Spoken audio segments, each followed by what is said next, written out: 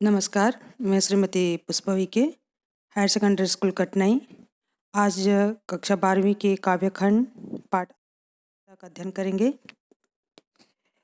सबसे पहले हम हरिवंश राय बच्चन जी का जीवन परिचय देखते हैं। कवि हरिवंश राय बच्चन का जन्म 27 नवंबर सन 1907 को इलाहाबाद में हुआ था। इन्होंने इलाहाबाद विश्वविद्यालय से अंग्रेजी विषय में एमए की परीक्षा उत्तीर्ण तथा 1942 और 1952 तक यहीं पर प्राध्यापक रहे। उन्होंने कैम्ब्रिज विश्वविद्यालय इंग्लैंड से पीएचडी की उपाधि प्राप्त की। अंग्रेजी कवि किट्स पर उनका शोध कार्य बहुत चर्चित रहा। वे आकाशवाणी के साहित्यिक कार्यक्रमों से संबद्ध रहे और फिर विदेश मंत्रालय में हिंदी विशेषज्ञ रहे। उन्हें राज्यसभा के लिए भी मनोनीत किया गया। 1976 में उन्हें पद्म भूषण से अलंकृत किया गया। दो चट्टानें नामक रचना पर उन्हें साहित्य अकादमी से भी पुरस्कृत किया गया। उनका निधन 2003 में मुंबई में हुआ। उनकी प्रमुख रचनाएं काव्य संग्रह में मधुशाला, मधुबाला,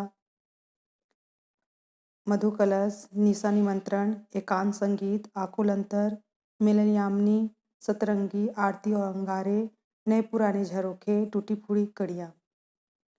आत्मकथा उनकी है क्या भूलूं क्या याद करूं, नीर का निर्माण, फिर बसेरे से दूर, 10 द्वार से सोपान तक।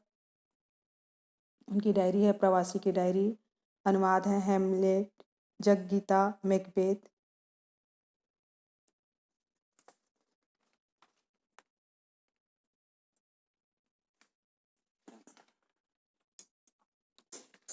अब हम कवि की विचारधारात्मक पृष्ठभूमि को देखते हैं।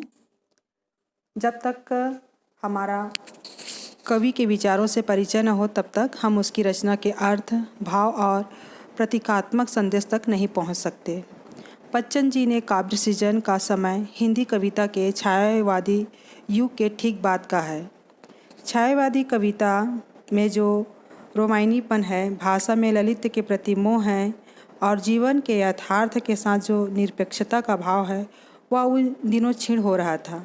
कविता कल्पनाओं के मनोरम संसार से उबकर जीवन की वास्तविकता तक पहुंचने के लिए संघर्ष कर रही थी। दुनिया 2 महायुद्धों की भीषण मारकाट और तबाही भोग चुकी थी। युद्ध के कारण आम आदमी का हृदय बुरी तरह विकल था। आर्थिक संकटों का बोझ था। बाहर की हिंसा ने अंदर के मन को भी लहूलुहान कर दिया था। ऐसे में बच्चन जी अपनी कविता में भाषाई सरलता के साथ साथ अभिव्यक्ति की सरलता को भी लेकर काव्य जगत में आए।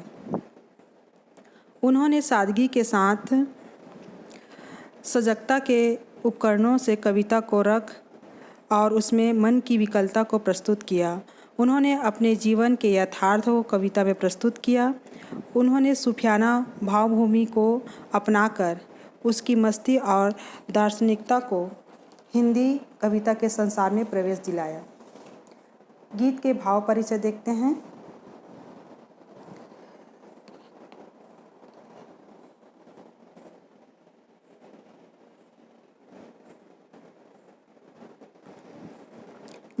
गीत का भाव परिचय।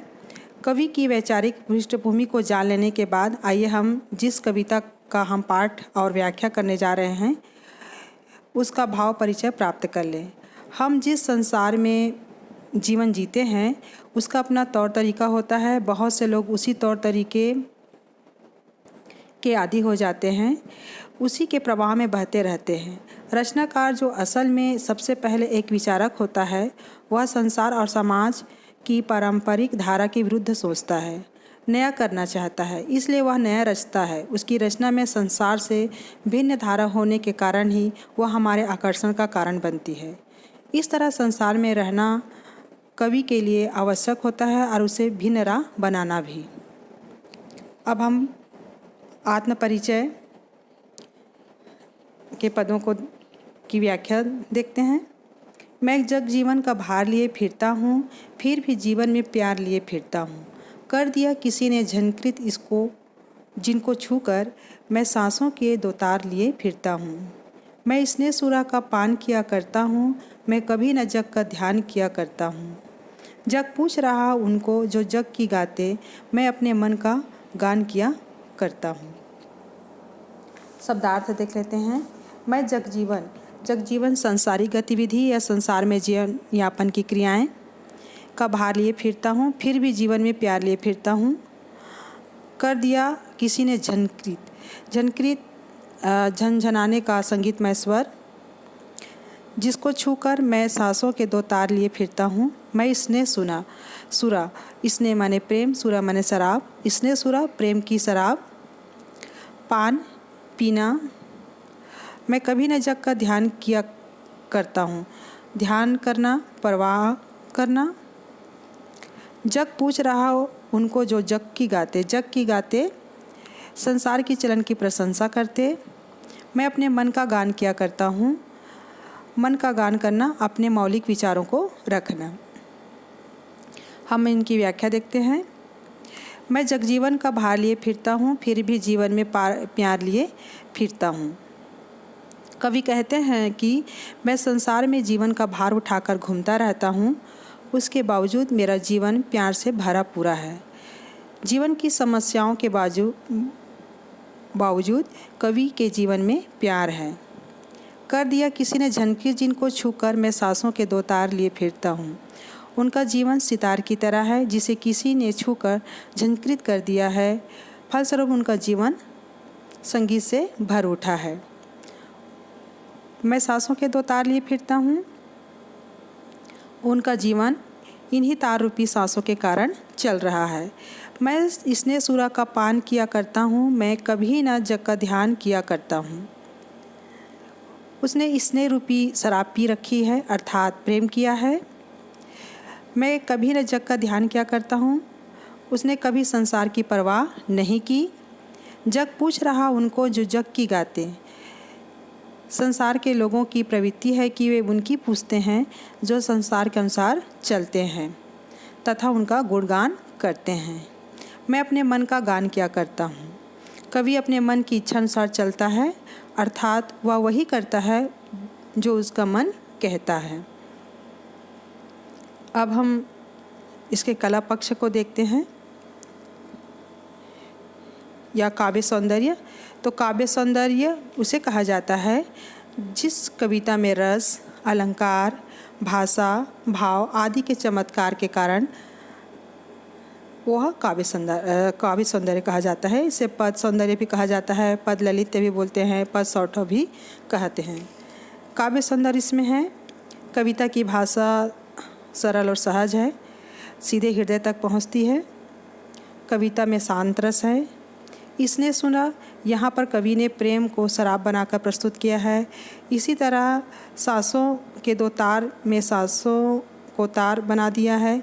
यहाँ पर रूपक अलंकार है। रूपक अलंकार जहाँ पर उपमेय को ही उपमान बना दिया जाए वहाँ पर रूपक अलंकार होता है। उपमेय अर्थात जिसका वर्णन किया जाए, यहाँ पर स्नेह का वर्णन किया जा रहा है तो वह उपमेय है। उपमान अर्थात जिसके साथ उसका रूप परिवर्तन कर दिया जाए, यहाँ पर सुरा उपमान है। विशेष कवि ने संसार और अपने विचारों तथा शैली में भिन्नता को अभिव्यक्त किया है। यह अब हम उनके कुछ प्रश्नों को हल करते हैं। जगजीवन का भार लिए फिरने से कवि का क्या आशा है, ऐसे में भी वह क्या कर लेता है। तो जगजीवन का भार लिए फिरने से कवि का आशा है सांसारिक रिश्ते नातों और दायित्वों को निभाने की जिम्मेदारी, जिन्हें न चाहते हुए भी कवि को निभाना पड़ रहा है।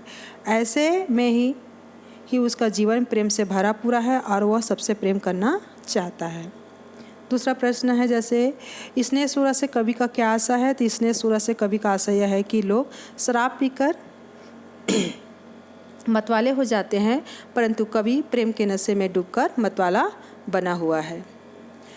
आशा स्पष्ट कीजिए, हमारा तीसरा प्रश्न है। आशा स्पष्ट कीजिए। जग पूछ रहा है उनको जो जग की गाते तो जग पूछ रहा है उनको, जो जग की गाते का आशा है कि जो लोग संसार के चलन के अनुरूप हो जाते हैं, यह संसार उन्हीं का आदर सम्मान करता है। सांसों की तार से कवि का क्या तात्पर्य है? आपके विचार से उन्हें किसने झंकृत किया होगा? तो सांसों के तार से कवि का तात्पर्य है जीवन को बनाए रखने वाली सांसें, तार की तरह उसमें निरंतरता होती है। हमारे विचार से कवि ने जीवन में जब उनकी प्रेयसी के प्रेम में प्रवेश किया होगा तो वे वीणा के तार की तरह झंकृत हो गई होगी। आज की कक्षा में 2 ही पद, आगे की कक्षाओं में अन्य पदों को पढ़ेंगे। धन्यवाद।